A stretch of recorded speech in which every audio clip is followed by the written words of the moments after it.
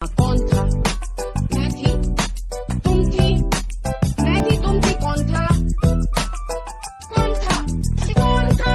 नाम जलेबी बाई, जलेबी बाई। ए उठा ले रे देवा, उठा ले रे बाबा, मुझे अमीर को नहीं रे, ये दो गरीबों को उठा ले। इतनी अच्छी तो थी गर्लफ्रेंड तेरी, फिर छोड़ के क्यों गई? नखरे बहुत थे उसके, ये मेरी सादगी थी जो उसे झेलती रही। खिलौने बहुत पसंद थे उसे, और हम गरीब कुछ दे ना सके तो मेरे दिल से खेलती रही। नैनों से बहते अश्कों के धारों हमने तुझको देखा चांद सितारों।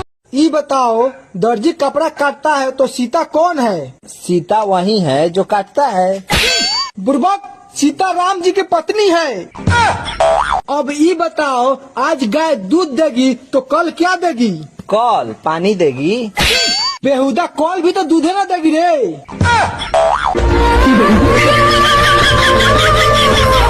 जी कहाँ गए रहनी? रोरा कुछ भरने के परोत। हाँ लियाओ खाना। चल याद पर गई। जान तेरी हम जान बुझ के मोहटी आवत रहनी, बाकी तू एक झपड़ मार लिया तो याद पर गईला। ए का हो? बाप रे, खिसियाइल भी एकरा के मनावे के पड़ी। चांदनियन रूपवा तोहार कागज नियन गोर, इतना गोर बाड़ू।